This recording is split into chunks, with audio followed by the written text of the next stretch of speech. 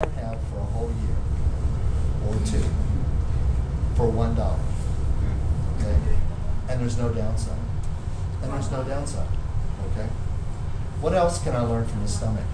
Commonly, I have clients who I ask, have you had any surgery? Have you had any history of surgeries that I should know that might relate to the problem that you're coming to me with?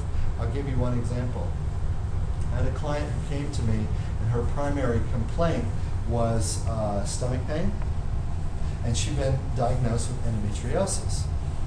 Okay, so stomach pain, endometriosis. Now you think endometriosis relates to the uterus. Okay, it's an inflammatory condition of the uterus, and where the uterus also begins to create around it an envelope. The fascia begins to thicken and creates an envelope that's very much like scar tissue. I mean, if you biopsy it, it looks exactly like scar tissue. There's no difference. Okay, and there's a lot of pain. I mean, sharp, stabby pain that's associated with endometriosis. All right. And I'm like, okay. And I asked her, have you been in surgery? Or, blah blah blah. And she said, nope, nope, nope, nope, nope, nope. Okay. Okay. So I got to. I was in her first general session, and I went to work on her abdomen. And I pulled up her shirt so I could look. And a lot of people, boy, they do not want you to look at their belly. In fact, they never even look at their belly. In fact, they've been married for 10 years, and their husband's never seen their belly. Okay, that's kind of a sensitive issue. Okay, well, I'm like, it's for a good cause, but I'd like your permission. I want to look at your stomach. And she goes, okay. And so she pulls her stomach out, and she's kind of blissed out because it's at this part of the session. We've been working for a while, and I look at her stomach, and I go, her name was Carolyn, and I go, Carolyn, and she kind of looks at me like Aaron's looking at me right now. I go, Carolyn, look at my finger. What is that? And no kidding, she grabs her shirt and she pulls it up more and she leans over and she looks at her belly and she goes, oh, yeah, that's where the handlebars went through my body and knocked my kidney out my back. Oh.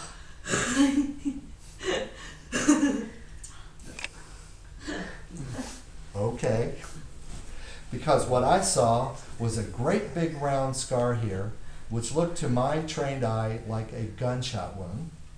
So much so that when I put my hand on the back, I looked for the exit wound and there was one. So I assumed that she'd been shot through the belly with a rifle. That looked like something you'd see from someone who's been shot with an AK-47, which was a through and through. Completely front, small hole, about that big around, about the size of a quarter on the front, and one about 2 to 3 times that size on the back. And so I assumed that she'd been shot in the abdomen with a rifle. Okay, but her story was she pulled her shirt up and she looked at it and she goes, oh, that's where the handlebars went through my body. And I'm like, and now I'm thinking for a second, okay, real quick, if I had a handlebar from a bicycle go through my body and come out the backside in such a way that it literally punched my kidney out of my body on the backside, that I probably would have been hospitalized. I'm just saying. I'm just saying this is me. I'm a wuss. I'm a wuss. It wouldn't be like the Mike's Hard Lemonade commercial, where I'm at the bar later. Going, does that bother you? I'm like, yeah. I just need a lemonade.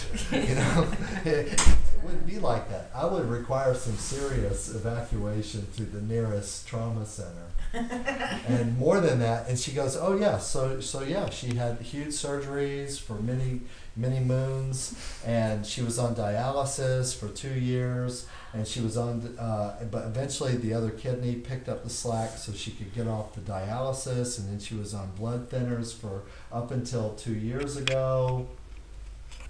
And when I asked her, so why didn't you tell me that? Remember, what's her primary complaint?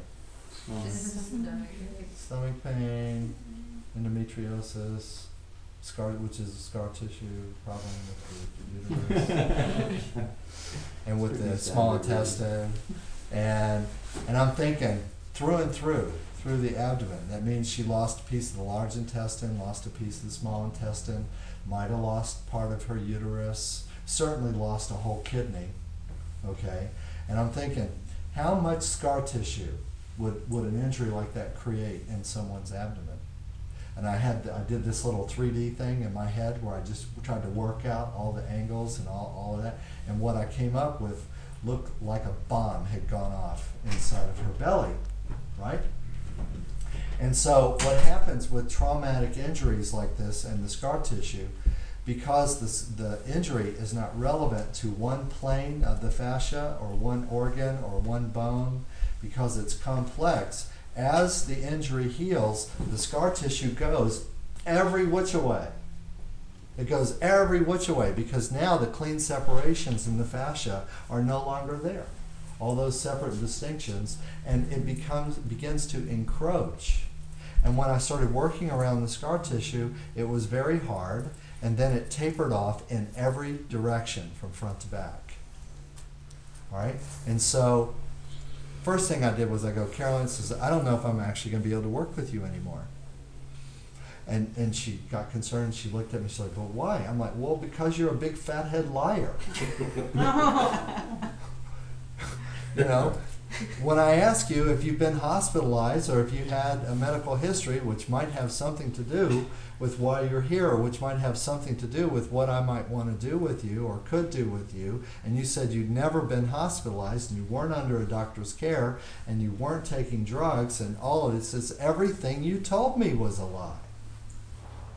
And she got this, you know, look on her face, which is hard to describe. But you've all seen that. It's the same look your boyfriend has when you catch him with the new girlfriend, which you weren't supposed to know that he has. It's that look, you know. She had that look, and I go, so why did you do that? And she goes, I forgot. Yeah, right. No, it's true. We repress traumatic memories. You think that was trauma for her? You think that was traumatic? You think that even just the cosmetic part of that was a traumatic for her, emotionally difficult? Her family didn't handle it well. Her family didn't handle it well, okay? They went from first being afraid that she was going to die to being mad at her because she was so complicated and took too long to heal, okay? And, you know, there's all of these dynamics going on. And so if anybody ever had a reason to hide something or repress it, Miss Carolyn, she had a good reason. So, and actually that was the perfect answer for me. It was perfect answer because that made perfect sense. I was like, I get it. But that's why I have to look. Now, how about this? That was an extreme case. Here's one that's very common, okay? How many people either have themselves or know someone who's had a cesarean? How to deliver a baby, either have themselves or know somebody who's had a cesarean, all right? Right now, I think the number, correct me if I'm wrong, and I'm serious, correct me if I'm wrong, is about 80% of hospital deliveries are by cesarean. It's true. It's true. They give you a drug. Okay, about 80%. So that means, you know, about 8 out of 10 moms have some kind of a cesarean. Now, it used to be transverse, and then that caused so many complications and so many issues that they now go with an all cosmetic being the least of which, because, you know, women want to show their midriff when they're in that I'm so sexy mode, and the scar tissue kind of doesn't support that, and so they go now for the bikini cut on the cesarean, and they try to put it as low as possible so that you can wear a bikini and it doesn't show. Okay, so there's a cosmetic idea there. The problem is, how many layers of tissue do you think there are from the surface of the skin to the inside of the uterus? Just take a wild guess. 8. Okay, well, there's more than 3. And when they recover, when they sew up the recovery, when they return, stitch up the cesarean to close it, they close the uterus, and they come out in 2 more layers. All right, so what was 7 to 10, depending on exactly where the cut is, independent, completely separate layers of tissue and muscle and fascia and connective tissue and the attachments for the organs, for the small intestine and for the large intestine, which have to be cut also. They don't just cut the skin and open the uterus. Okay, there's a lot between here and there. And there's a lot from there to here to get back out. And so what that means is all of those independent, what was independent is no longer independent. And there's a lot of scar tissue which begins to encroach, okay? And then there's a mechanism for pain and restriction, for inflammation, for scar tissue encroachment, for neuralgias, and neurologic problems for the nerves that go through whatever was cut and was not repaired. There are problems with the lymphatic drainage. Because remember, 80% of superficial lymph nodes are on the front of the body, breast, chest, abdomen, and groin. Okay, so I make a crescent moon across here. I'm cutting lymphatic capillaries. I make no effort whatsoever to put those back together. They're just too much trouble. It takes too long. It's just too much trouble. Okay? So that causes, above and below the scar tissue, lymphatic insufficiency, which can support disease, okay? Which can support edema, which can support, you follow me? You get where I'm going? So when I go to work on my client, especially working on a female, I want to look at her belly. I'm not just want to look at her belly because I'm a total perv, okay? I am a total perv, but that's not entirely why I want to look at the belly, okay? I want to see, is there any obvious scar tissue? Is there any obvious scar tissue? Because it may actually directly relate to why you're on my mat in the first place. Okay? So if for no other reason, we take the time. First, the acknowledgement of how important this is. Now, I didn't talk about the emotions, and we're going to say a little bit. But for example, since this is the source of the organs, and this is the way we developed, right? This is also the primary locus for the development of emotions.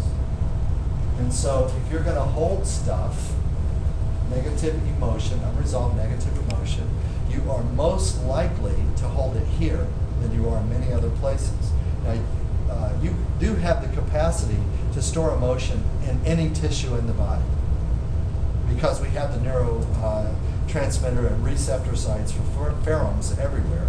But we have huge amounts of them in the abdomen because they surround all the organs, and we find them in the lining of the stomach. So when you have a gut feeling, you weren't kidding. It's not just a saying. It's not just something that people say. It's actually true. A primary source of emotions and emotional life is, in fact, the torso and the abdomen. Okay? So when you start working, even just to think about working on the abdomen, sometimes brings up a lot of emotion. Maybe for you as the therapist, because if you haven't been working on your belly, you may have issues with the belly because we want to avoid these areas at all costs. If I'm hiding a bunch of unresolved trauma and negative emotion in my belly, the last thing in the world I want is someone to casually get in there and knuckle around. It's the last thing in the world because I know that it's going to come up. Okay? And also, I believe this is why in most massage systems, their models for their treatment method do not have breast and do not have bellies. It's a big gray area. It's a big gray area, okay? And it's because there be dragons there. There be dragons there. No, don't sail that way because you'll fall off the world and there be dragons there, which will consume you. So don't open that can of worms because the worms will escape. And we haven't given you a clue what to do. Okay? All right, well, that's not us. We're those, intrepid explorers, Galileo, Copernicus, and company. We're not afraid to go anywhere that we can go. In fact, our mission is to go where no man has gone before. Okay? That's our mission, right?